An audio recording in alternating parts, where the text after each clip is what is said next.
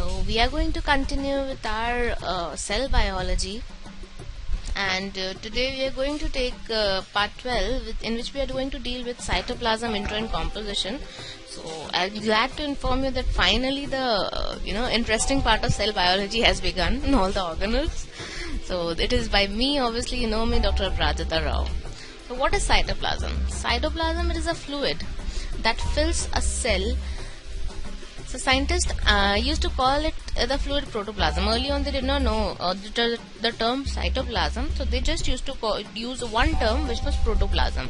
In the end of the slide I will deal with all the terms that are confusing so that you get it very nicely what I mean. So cytoplasm, it is a thick jelly like substance in the cell. So everything, it is something that the cells fills with. So early on they did not know about the many different types of fluids in the cell, like I just told you. So they used to call it protoplasm. But now we know that there are special fluids in the organelles, that is mitochondria, endoplasm and endoplasmic reticulum, Golgi apparatus and nucleus. So after this only two plasms are left. First is the cytoplasm, which is often confused with the term cytosol. Why and how to differentiate, we'll just read about it.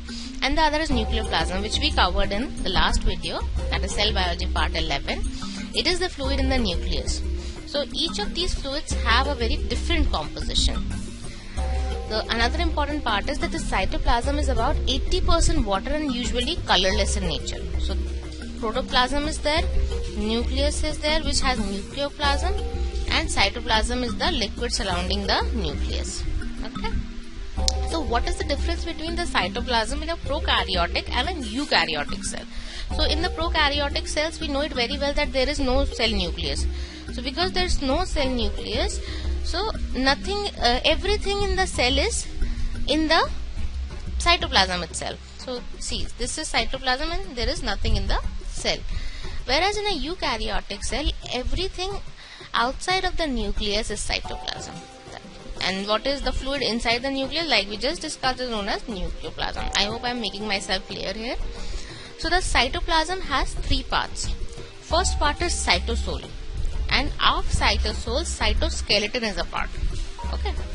So second part is organelles, and third we have inclusion bodies. Inclusion bodies can be dissolved or insoluble. Okay. So this is this flow chart you can make in your exam and score very good marks. Similarly, I said that cytosol and organelles are present. Okay, and organelles, they have we can have membrane organelles and non-membrane organelles. So here one thing is there, I did not mention anything like this here. You might be thinking, so my dear friends, non-membrane organelles, they are nothing but inclusion bodies only. Okay, so we'll deal with it. I'll just tell you about in detail and you'll understand what I mean to say, that why inclusion bodies are non-membrane organelles, why I'm saying this. Now comes cytoskeleton. I just told you in the last slide that of cytosol, cytoskeleton is a part. So when you look at cytoplasm, you might be thinking that the cytoplasm, it has no form or structure. But to my amazement and to your amazement, it is a highly organized structure. It is very organized. Okay. So there is a framework of protein scaffolds, and this framework is known as cytoskeleton, and it provides the cytoplasm and the cell, their structure. If you can see here, this is actually the cytoplasm. It is shown in a 3D way, that how the cytoskeleton forms the organization of the cytoplasm. So in that there is something, these sticks like things, they are actually microfilaments. So microfilaments and microtubules, they set up the skeleton of the cell, and the cytosol, that is a liquid portion, it fills the cell. So cytoplasm, like I just said, it is very easily confused with the term cytoplasm, but they are not the same thing. Cytosol is just one element of the cytoplasm. Okay, it is the liquid that exists outside the organelles and makes about 70% of the actual cell volume. So what is the main difference?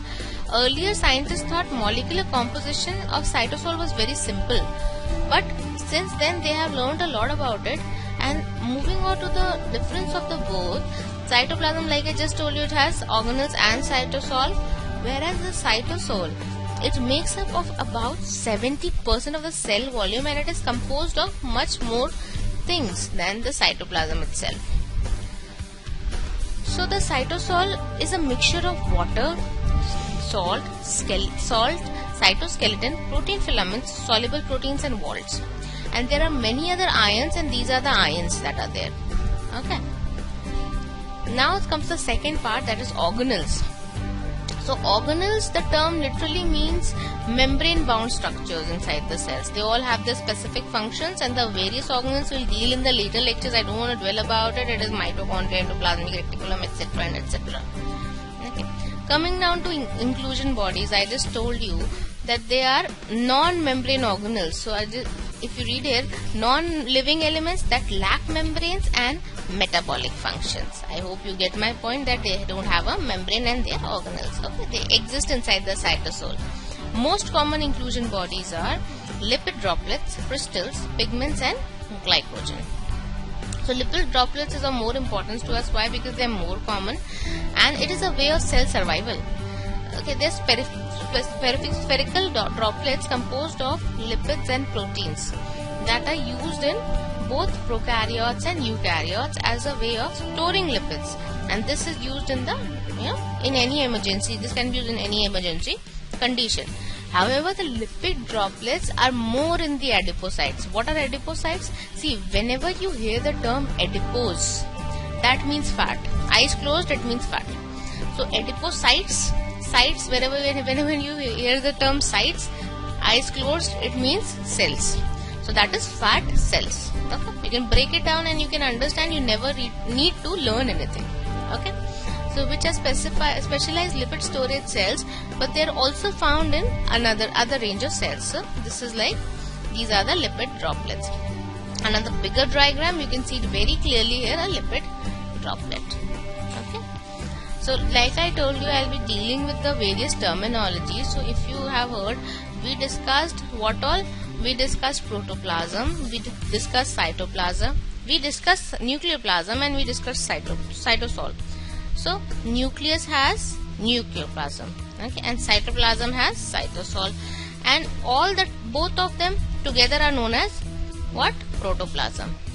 Another thing is that cytoplasm has three parts: cell organelles, inclusions, and cytosol. So that's all for today. That's all for the introduction and parts of cytoplasm. I hope you're understanding the terminologies well, because in class 9, terminologies is something that you hear for the first time, and it is very important you to understand them. So keep watching Edupedia videos. This is me, Dr. Aprajita Rao, signing off. In the next video, we'll be dealing with cytoplasm functions and its properties. So see you then. Okay, bye.